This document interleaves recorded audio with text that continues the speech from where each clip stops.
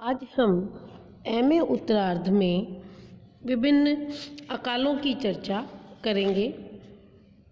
जैसा कि मेगस्थनीज ने लिखा है कि बाढ़ और अकाल भारत में नहीं आते थे, किंतु बाद के कालों में यह भारत के लिए ऐसी स्थिति बन गई कि अकाल एक ऐसा पुराना रोग हो गया जिसने भारत का साथ कभी नहीं छोड़ा।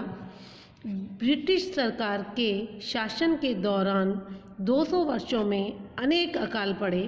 1765 से 1855 तक के कंपनी के प्रशासन में ही 12 अकाल पड़े।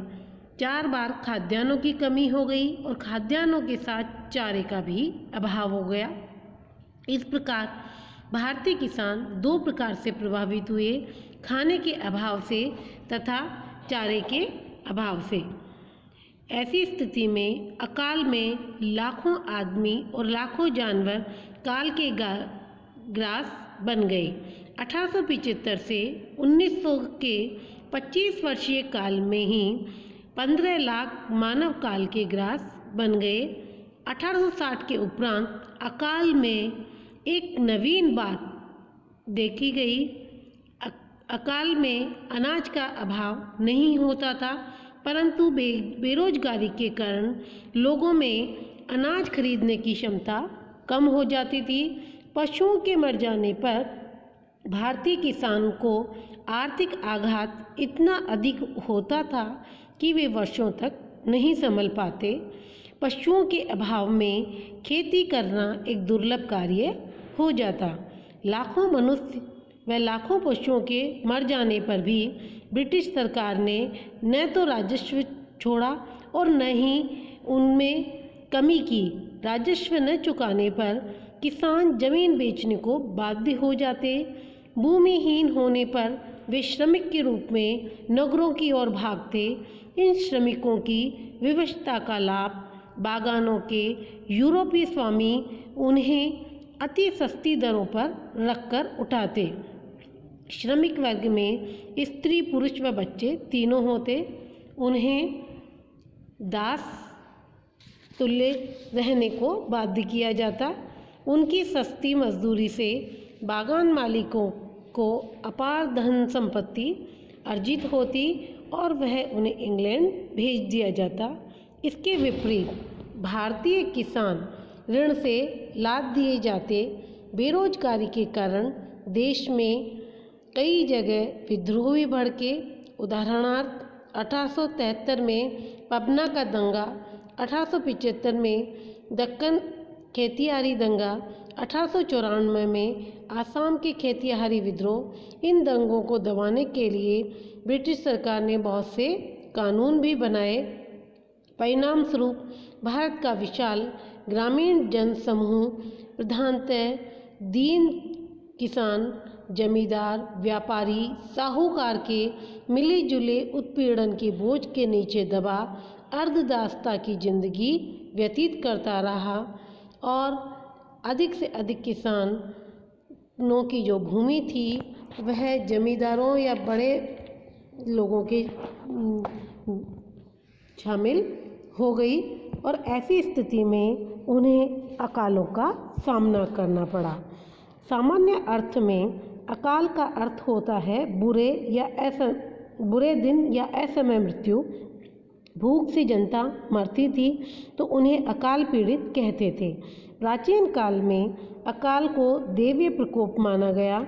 आधुनिक काल में अकाल मनुष्य की मृत्यु से न लेकर मनुष्य की क्रय शक्ति का अभाव, धन का अभाव, अत्यधिक महंगाई, बेकारी, महामारी इत्यादि से लिया गया। अकाल की परिभाषा इस प्रकार से दी गई। अकाल भूख की वह अंतिम स्थिति है जिसमें किसी क्षेत्र की जनसंख्या खाद्य की पूर्ति को प्राप्त करने में असमर्थ हो जाती है। 1867 के अकाल कमीशन ने अकाल की परिभाषा देते हुए बताया कि अकाल का मतलब ऐसी स्थिति से लिया जाता है जबकि किसी क्षेत्र की अधिकांश या बहुत अधिक जनसंख्या भोजन प्राप्त करने में भी असमर्थ होती हो। अकाल की परिभाषा एनसाइक्लोपीडिया ऑफ सोशल साइंसेज में इस प्रकार दी गई। अकाल भूख की वह अंतिम स्थिति है जिसमें किसी क्षेत्र की जनसंख्या खाद्य की पूर्ति को प्राप्त करने में असमर्थ हो जाती है।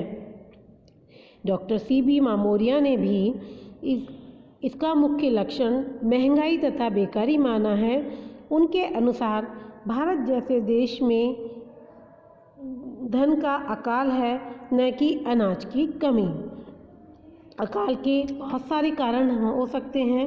अकाल की विकट समस्या का विवेचन करते हुए राधा कुमुद मुखर्जी लिखते हैं कि भारतीय अकाल की समस्या उन गंभीर भयानक परिस्थितियों से संबंधित है जिनके अंतर्गत वर्षा का अभाव, साधनों की कमी, अपव्यय, भूमि व्यवस्था, दुर्बल आर्थिक संगठन आदि आते हैं।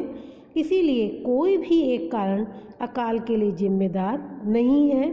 ये सब व्यक्तिगत एवं सामूहिक रूप से भारतीय भूमि पर किसानों के लिए अकाल का निमंत्रण देते हैं।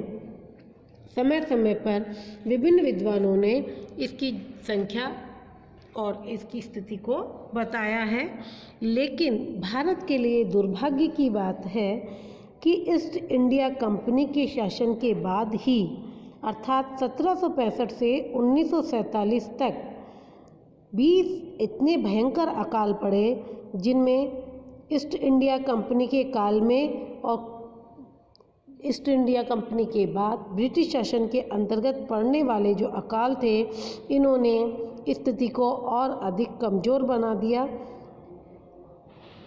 इन अकालों के पीछे ब्रिटिश शासन की आर्थिक नीतियां भी जिम्मेदार थी, जिन्होंने अकाल की भयावहता को और अधिक बढ़ा दिया।